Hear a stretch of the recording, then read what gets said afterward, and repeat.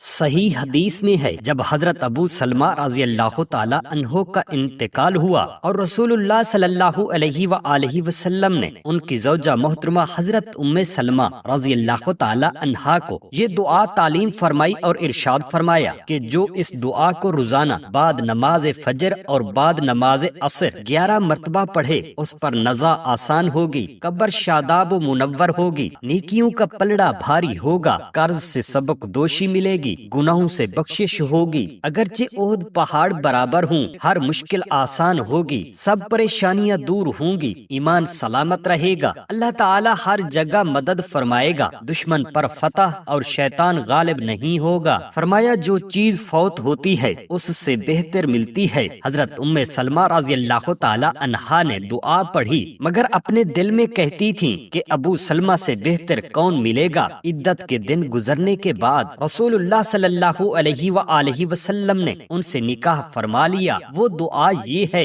بسم اللہ الرحمن الرحیم، السلام علیکم ورحمۃ اللہ۔ محترم ناظرین، ایک مرتبہ صحابی رسول حضرت معاذ بن جبل رضی اللہ تعالی عنہ نے بارگاہ رسالت میں عرض کیا، یا رسول اللہ صلی اللہ علیہ وآلہ وسلم، قرآن مجید میں ارشاد ہوا ہے کہ روز قیامت لوگوں کو گروہ در گروہ اٹھایا جائے گا، اس کا کیا مطلب ہے؟ نبی کریم صلی اللہ علیہ وآلہ وسلم نے فرمایا، اے معاذ، تم نے ایک بڑے معاملے کے بارے میں پوچھا ہے۔ یہ کہہ کر آپ کی مبارک آنکھوں سے آنسو جاری ہو گئے۔ پھر فرمایا، میری امت کے لوگ 10 قسموں پر اٹھائے جائیں گے، اللہ پاک انہیں مسلمانوں کی جماعت سے علیحدہ فرما دے گا اور ان کی صورتیں بدل دی جائیں گی۔ ان میں سے بعض بندر کی شکل میں اٹھیں گے، کچھ وہ ہوں گے جنہیں خنزیر کی شکل میں اٹھایا جائے گا، کچھ الٹے اٹھائے جائیں گے، ان کی ٹانگیں اوپر اور چہرے نیچے ہوں گے، یہ چہروں کے بل چلیں گے، بعض اندھے اٹھائے جائیں گے، یہ تز بز کا شکار یعنی پریشان ہوں گے، بعض گنگے اور بہرے اٹھائے جائیں گے، انہیں کچھ سمجھ نہیں آئے گی، بعض اپنی زبان کو چبا رہے ہوں گے اور ان کی زبانیں ان کے سینے تک لٹک رہی ہوں گی،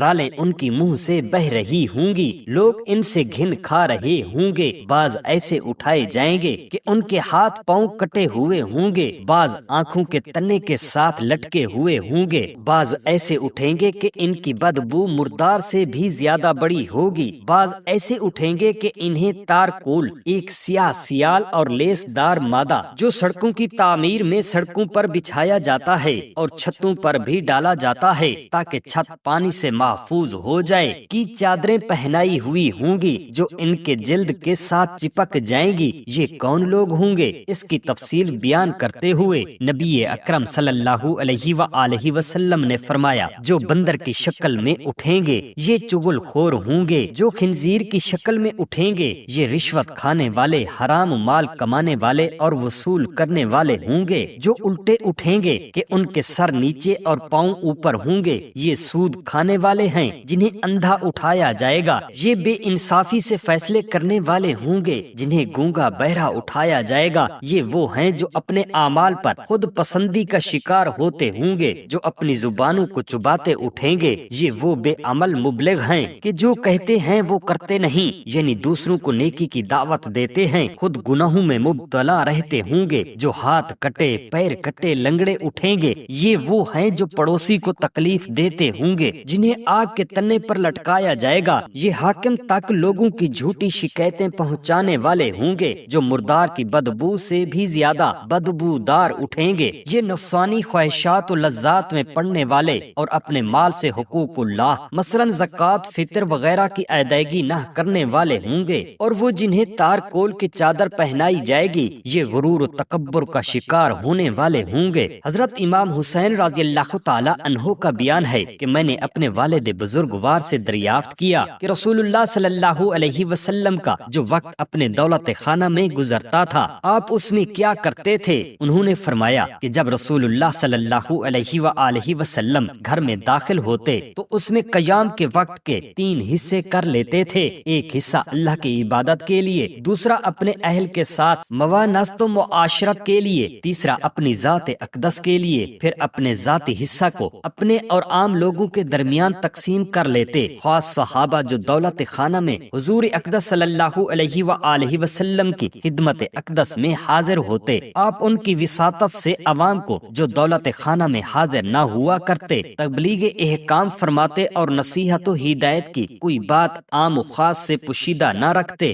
حصہ امت میں آپ صلی اللہ علیہ وسلم کا طریقہ یوں تھا کہ اہل فضل کو ترجیح دیتے تاکہ حاضر خدمت ہو کر افادہ عام کریں، اور اس حصہ امت کو بقدر حاجات دینیہ تقسیم فرماتے۔ اہل فضل میں سے کسی کو ایک مسئلہ دین دریافت کرنا ہوتا، کسی کو دو اور بعض کو بہت سے مسائل کی ضرورت ہوتی، بس ان اصحاب حاجات کی طرف توجہ فرماتے اور ان کو وہی امور دریافت کرنے دیتے جن میں ان کی امت کی بہبودی ہو۔ حضور نبی کریم صلی اللہ علیہ وآلہ وسلم ان کے مناسب حال احکام بیان فرماتے۔ اس کے بعد آپ حاضرین مجلس سے ارشاد فرماتے کہ تمہیں چاہیے کہ بقیہ امت کو جو حاضر نہیں ہیں یہ احکام پہنچا دو، اور فرماتے کہ جو لوگ یعنی مثال کے طور پر عورتیں، بیمار، غائب وغیرہ اپنی حاجتیں مجھ تک پہنچا نہیں سکتے، تم ان کے حوائج مجھ پر پیش کرو، کیونکہ جو شخص ایسے آدمی کی حاجت بادشاہ تک پہنچاتا ہے جسے وہ خود نہیں پہنچا سکتا، اللہ تعالیٰ قیامت کے دن اس کے قدم پل صراط پر ثابت رکھے گا۔ اسی طرح کے ضروری مفید امور آن حضرت صلی اللہ علیہ وآلہ وسلم کی خدمت اقدس میں پیش ہوا کرتے، اور ایسے امور کی شنوائی نہ ہوتی جن میں کچھ فائدہ نہ ہوتا۔ طالب وسائل دولت خانہ میں خدمت اقدس میں حاضر ہوتے اور آپ سے استفادہ علوم کرتے اور لوگوں کے رہبر بن کر نکلتے۔ حضرت امام حسین رضی اللہ تعالی عنہ فرماتے ہیں کہ اس کے بعد میں نے اپنے والد بزرگوار سے پوچھا کہ آن حضرت صلی اللہ علیہ وآلہ وسلم کا جو وقت گھر سے خارج گزرتا تھا آپ اس میں کیا کرتے تھے؟ انہوں نے فرمایا کہ آن حضرت صلی اللہ علیہ وآلہ وسلم اکثر خاموش رہتے اور بج مفید و ضروری امر کے لب کشائی نہ فرماتے۔ آپ لوگوں کو حسن خلق سے اپنا گرویدہ بناتے اور ایسی بات نہ کرتے جس سے وہ آپ سے نفرت کرنے لگیں۔ آپ صلی اللہ علیہ وآلہ وسلم ہر قوم کے بزرگ کی عزت کرتے اور اس کو ان کا سردار بناتے۔ آپ لوگوں کو عذاب خدا سے ڈراتے، ان سے احتراز کرتے، مگر کشادہ روئی اور حسن خلق میں کسی سے دریغ نہ فرماتے۔ اپنے اصحاب کی خبر گیری فرماتے، مثلا مریض کی عیادت، مسافروں کے لیے دعا اور میت کے لیے استغفار فرماتے۔ اپنے خاص اصحاب سے لوگوں کے حالات دریافت فرماتے تاکہ ظالم سے مظلوم کا بدلہ لیں۔ آپ اچھی بات کی تحسین فرماتے اور اس کی تائید کرتے، اور بری بات کی برائی زہر فرماتے اور اس کی تضعیف و تردید کرتے۔ آپ صلی اللہ علیہ وآلہ وسلم کا حال ہمیشہ معتدل تھا اور اس میں اختلافات نہ تھا۔ آپ لوگوں کی تذکیر و تعلیم سے غافل نہ ہوتے تھے کہ مبادا وہ غافل ہو جائیں یا سستی کی طرف میل ہو جائیں۔ آپ بہرحال جمیع انواع عبادات کے لیے مستعد تھے، حق سے کوتاہی نہ کرتے اور نہ حق سے تجاوز فرماتے۔ جو لوگ استفادہ کے لیے آپ کی خدمت میں حاضر رہتے وہ خیر الناس ہوتے۔ سب سے افضل آپ کے نزدیک وہ ہوتا جو سب مسلمانوں کا خیر خواہ ہوتا، اور مرتبہ میں آپ کے نزدیک سب سے بڑا وہ ہوتا جو محتاجوں کی غم خواری کرنے والا اور مہمات الامور میں اپنے بھائیوں کی مدد کرنے والا ہوتا۔ حضرت امام حسین رضی اللہ تعالی عنہ فرماتے ہیں کہ بعد ازاں میں نے والد بزرگوار سے نبی کریم صلی اللہ علیہ وآلہ وسلم کی مجلس کا حال دریافت کیا۔ انہوں نے فرمایا کہ حضور اقدس صلی اللہ علیہ وآلہ وسلم کا مجلس سے اٹھنا اور مجلس میں بیٹھنا بغیر ذکر الہی نہ ہوتا۔ جب آپ کسی مجلس میں رونق افروز ہوتے تو جو جگہ خالی پاتے وہیں بیٹھ جاتے اور دوسروں کو بھی یہی حکم دیتے۔ جو لوگ آپ کے پاس بیٹھتے آپ ان میں سے ہر ایک کو حسب حال کشادہ روئی اور تعلیم و تفہیم سے بہراور فرماتے۔ آپ صلی اللہ علیہ وآلہ وسلم کا ہر ایک جلیس سمجھتا کہ آپ کے نزدیک مجھ سے زیادہ کوئی بزرگ نہیں۔ جو شخص آپ کے پاس بیٹھتا یا کسی حاجت کے لیے آپ سے کلام کرتا آپ اس کے ساتھ اسی حالت میں ٹھہرے رہتے یہاں تک کہ وہ خود واپس ہو جاتا۔ جو شخص آپ سے کسی حاجت کا سوال کرتا آپ اس کی حاجت کو پورا کرتے یا اس سے کوئی نرم بات فرماتے، یعنی وعدہ فرماتے یا فرماتے کہ فلاں سے ہمارے ذمہ قرض لے لو۔ آپ صلی اللہ علیہ وآلہ وسلم کی کشادہ روئی اور حسن خلق تمام لوگوں کے لیے عام تھا۔ آپ بلحاظ شفقت سب کے باپ ہو گئے تھے اور وہ آپ کے نزدیک حق میں برابر تھے۔ حسب حال و استحقاق ہر ایک کی حق رسائی ہوتی۔ آپ کی مجلس حلم و حیا و امانت و صبر کی مجلس ہوا کرتی تھی۔ اس میں آوازیں بلند نہ ہوا کرتی اور نہ اس میں کسی کی آبرو ریزی ہوتی اور نہ اشاعت ہفوات ہوتی۔ آپ صلی اللہ علیہ وآلہ وسلم کی مجلس میں سب متساوی تھے، ہاں بلحاظ تقوی بعض کو بعض پر فضیلت تھی۔ وہ سب متواضع تھے جو مجلس مبارک میں بڑوں کی توقیر، چھوٹوں پر رحم کرتے اور صاحب حاجت کو اپنی ذات پر ترجیح دیتے اور مسافر و اجنبی کے حق کی رعایت کرتے۔ ابو سفیان مدینہ گیا اور پہلے اپنی لڑکی حضرت ام المؤمنین ام حبیبہ رضی اللہ تعالی عنہا کے مکان پر پہنچا اور بستر پر بیٹھنا ہی چاہتا تھا کہ حضرت بی بی ام حبیبہ رضی اللہ تعالی عنہا نے جلدی سے بستر اٹھا لیا۔ ابو سفیان نے حیران ہو کر پوچھا کہ بیٹی تم نے بستر کیوں اٹھا لیا ہے؟ کیا بستر کو میرے قابل نہیں سمجھا یا مجھ کو بستر کے قابل نہیں سمجھا؟ ام المؤمنین نے جواب دیا کہ یہ رسول اللہ صلی اللہ علیہ وآلہ وسلم کا بستر ہے اور تم مشرک اور نجس ہو، اس لیے میں نے یہ گوارا نہیں کیا کہ تم رسول خدا صلی اللہ علیہ وآلہ وسلم کے بستر پر بیٹھو۔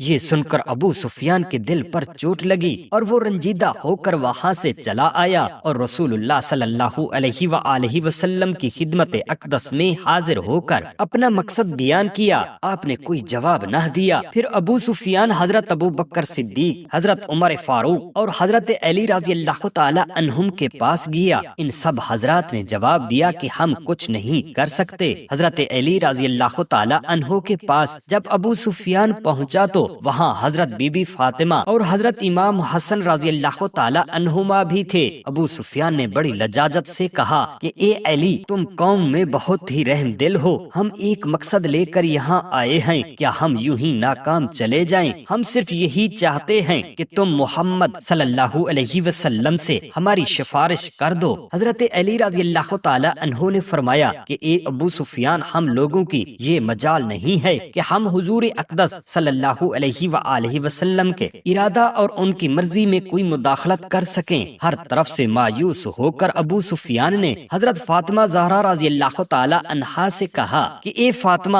یہ تمہارا 5 برس کا بچہ امام حسن ایک مرتبہ اپنی زبان سے اتنا کہہ دے کہ میں نے دونوں فریق میں صلح کر دی تو آج سے یہ بچہ عرب کا سردار کہہ کر پکارا جائے گا۔ حضرت بی بی فاطمہ رضی اللہ تعالی عنہا نے جواب دیا کہ بچوں کو ان معاملات میں کیا دخل؟ بالآخر ابو سفیان نے کہا کہ اے علی، معاملہ بہت کٹھن نظر آتا ہے، کوئی تدبیر بتاؤ۔ حضرت علی رضی اللہ تعالی عنہ نے فرمایا کہ میں اس سلسلے میں تم کو کوئی مفید رائے تو نہیں دے سکتا، لیکن تم بنی کنانہ کے سردار ہو، تم خود ہی لوگوں کے سامنے اعلان کر دو کہ میں نے حدیبیہ کے معاہدہ کی تجدید کر دی۔ ابو سفیان نے کہا کہ کیا میرا یہ اعلان کچھ مفید ہو سکتا ہے؟ حضرت علی رضی اللہ تعالی عنہ نے فرمایا کہ یک طرفہ اعلان ظاہر ہے کہ کچھ مفید نہیں ہو سکتا، مگر اب تمہارے پاس اس کے سوا اور چارہ کار ہی کیا ہے؟ ابو سفیان وہاں سے مسجد نبوی میں آیا اور بلند آواز سے مسجد میں اعلان کر دیا کہ میں نے معاہدہ حدیبیہ کی تجدید کر دی، مگر مسلمانوں میں سے کسی نے بھی کوئی جواب نہیں دیا۔ ابو سفیان نے یہ اعلان کر کے مکہ روانہ ہو گیا۔ جب مکہ پہنچا تو قریش نے پوچھا کہ مدینہ میں کیا ہوا؟ ابو سفیان نے ساری داستان بیان کر دی تو قریش نے سوال کیا کہ جب تم نے اپنی طرف سے معاہدہ حدیبیہ کی تجدید کا اعلان کیا تو کیا محمد صلی اللہ علیہ وآلہ وسلم نے اس کو قبول کر لیا؟ ابو سفیان نے کہا کہ نہیں۔ یہ سن کر قریش نے کہا کہ یہ تو کچھ بھی نہ ہوا، یہ نہ تو صلح ہے کہ ہم اطمینان سے بیٹھیں، نہ یہ جنگ ہے کہ لڑائی کا سامان کیا جائے۔ اس کے بعد حضور نبی اکرم صلی اللہ علیہ وآلہ وسلم نے لوگوں کو جنگ کی تیاری کا حکم دے دیا اور حضرت بی بی عائشہ رضی اللہ تعالی عنہا سے بھی فرما دیا کہ جنگ کے ہتھیار درست کریں اور اپنے حلیف قبائل کو بھی جنگی تیاریوں کے لیے حکم نامہ بھیج دیا، مگر کسی کو حضور اقدس صلی اللہ علیہ وآلہ وسلم نے یہ نہیں بتایا کہ کس سے جنگ کا ارادہ ہے، یہاں تک کہ حضرت ابو بکر صدیق رضی اللہ تعالی عنہ سے بھی آپ نے کچھ نہیں فرمایا۔ چنانچہ حضرت ابو بکر صدیق رضی اللہ تعالی عنہ حضرت بی بی عائشہ رضی اللہ تعالی عنہا کے پاس آئے اور دیکھا کہ وہ جنگی ہتھیاروں کو نکال رہی ہیں تو آپ نے دریافت کیا کہ کیا حضور صلی اللہ علیہ وآلہ وسلم نے حکم دیا ہے؟ عرض کیا جی ہاں۔ پھر آپ نے پوچھا کہ کیا تمہیں کچھ معلوم ہے کہ کہاں کا ارادہ ہے؟ حضرت بی بی عائشہ رضی اللہ تعالی عنہا نے کہا کہ واللہ مجھے یہ معلوم نہیں۔ غرض انتہائی خاموشی اور رازداری کے ساتھ حضور نبی کریم صلی اللہ علیہ وآلہ وسلم نے جنگ کی تیاری فرمائی اور مقصد یہ تھا کہ اہل مکہ کو خبر نہ ہونے پائے اور اچانک ان پر حملہ حملہ کر دیا جائے۔ صحیح حدیث میں ہے جب حضرت ابو سلمہ رضی اللہ تعالی عنہ کا انتقال ہوا اور رسول اللہ صلی اللہ علیہ وسلم نے ان کی زوجہ محترمہ حضرت ام سلمہ رضی اللہ تعالی عنہا کو یہ دعا تعلیم فرمائی اور ارشاد فرمایا کہ جو اس دعا کو روزانہ بعد نماز فجر اور بعد نماز عصر 11 مرتبہ پڑھے اس پر نزا آسان ہوگی، قبر شاداب و منور ہوگی، نیکیوں کا پلڑا بھاری ہوگا، قرض سے سبک دوشی ملے گی، گناہوں سے بخشش ہوگی، اگرچہ احد پہاڑ برابر ہوں، ہر مشکل آسان ہوگی، سب پریشانیاں دور ہوں گی، ایمان سلامت رہے گا، اللہ تعالی ہر جگہ مدد فرمائے گا اور دشمن پر فتح اور شیطان غالب نہیں ہوگا۔ فرمایا جو چیز فوت ہوتی ہے اس سے بہتر ملتی ہے۔ حضرت ام سلمہ رضی اللہ تعالی عنہا نے دعا پڑھی مگر اپنے دل میں کہتی تھی کہ ابو سلمہ سے بہتر کون ملے گا۔ عدت کے دن گزرنے کے بعد رسول اللہ صلی اللہ علیہ وسلم نے ان سے نکاح فرما لیا۔ ابو سلمہ کہتی ہیں یہ دعا کی برکت ہے، وہ دعا یہ ہے اللہم انی اعوذ بک من الہم والحزن واعوذ بک من العجز والکسل واعوذ بک من الجبن والبخل واعوذ بک من غلبۃ الدین وقہر الرجال۔ بنی اسرائیل کے لوگ اس کی عبادت کا تذکرہ کر رہے تھے جسے سن کر ایک فحشہ عورت نے کہا کہ اگر تم چاہو تو میں اسے فتنے میں مبتلا کر سکتی ہوں۔ لوگوں نے کہا کہ یہ تو ہماری خواہش ہے۔ چنانچہ ایک روز جریج اپنے عبادت خانہ میں تھا کہ وہ عورت اس کے پاس آئی اور جریر سے کار برآری کی خواست گار ہوئی۔ جریج نے انکار کیا تو اس عورت نے جا کر ایک چرواہے کو اپنے نفس پر قابو دیا جو جریج کے گرجے کے نیچے اپنی بکریاں رکھتا تھا، اور چرواہے کے نطفہ سے اس کے یہاں ایک لڑکا پیدا ہوا، لیکن اس نے یہ اظہار کیا کہ لڑکا جریج کا ہے۔ لوگ جریج کے پاس آئے اور غصہ میں اسے نیچے اتارا، اسے گالیاں دی، مارا پیٹا اور اس کا عبادت خانہ ڈھا دیا۔ جریج نے پوچھا کہ کیا مسئلہ ہے؟ لوگوں نے کہا کہ تم نے اس فاحشہ کے ساتھ بدکاری کی ہے اور اس کے یہاں بچہ بھی پیدا ہو گیا ہے۔ جریج نے پوچھا کہ وہ بچہ کہاں ہے؟ لوگوں نے کہا یہ ہے۔ چنانچہ جریج نے کھڑے ہو کر نماز پڑھی اور پھر اس بچہ کے پاس آ کر اسے انگلی دکھا کر دریافت کیا اے لڑکے تیرا باپ کون ہے؟ لڑکا بولا فلاں چرواہا۔ لوگ یہ صداقت دیکھ کر اسے چومنے اور کہنے لگے ہم تیرا عبادت خانہ سونے کا بنا دیتے ہیں۔ جریج نے جواب دیا مجھے اس کی ضرورت نہیں، پہلے کی طرح صرف مٹی کا بنا دو۔ بنی اسرائیل میں ایک عورت تھی جو اپنے لڑکے کو دودھ پلا رہی تھی۔ اتفاقاً ادھر سے ایک سوار زردوزی کے کپڑے پہنے نکلا۔ عورت نے کہا الہی میرے بچے کو اس کی طرح کر دے۔ بچہ نے ماں کی چھاتی چھوڑ کر سوار کی طرف رخ کر کے کہا الہی مجھے ایسا نہ کرنا، یہ کہہ کر پھر دودھ پینے لگا۔ کچھ دیر کے بعد ادھر سے لوگ ایک باندی کو لے کر گزرے جس کو راستے میں مارتے جا رہے تھے۔ عورت نے کہا میرے بچے کو ایسا نہ کرنا۔ بچہ نے فوراً دودھ پینا چھوڑ کر کہا الہی مجھے ایسا ہی کرنا۔ ماں نے بچے سے کہا تو نے یہ خواہش کیوں کی؟ بچہ نے جواب دیا وہ سوار ظالم تھا اس لیے میں نے ویسا نہ ہونے کی دعا کی، اور اس باندی کو لوگ کہتے ہیں کہ تو نے زنا اور چوری کی ہے، حالانکہ اس نے یہ فعال بد نہیں کیے، اور وہ کہتی رہی کہ مجھے اللہ ہی کافی ہے۔ بے شک اللہ تعالی ہم تمام مسلمان بہن بھائیوں کو اور ہمارے بچوں کو نیک عمل کرنے کی توفیق عطا فرمائے، آمین یا رب العالمین۔ جزاک اللہ خیرا کثیرا۔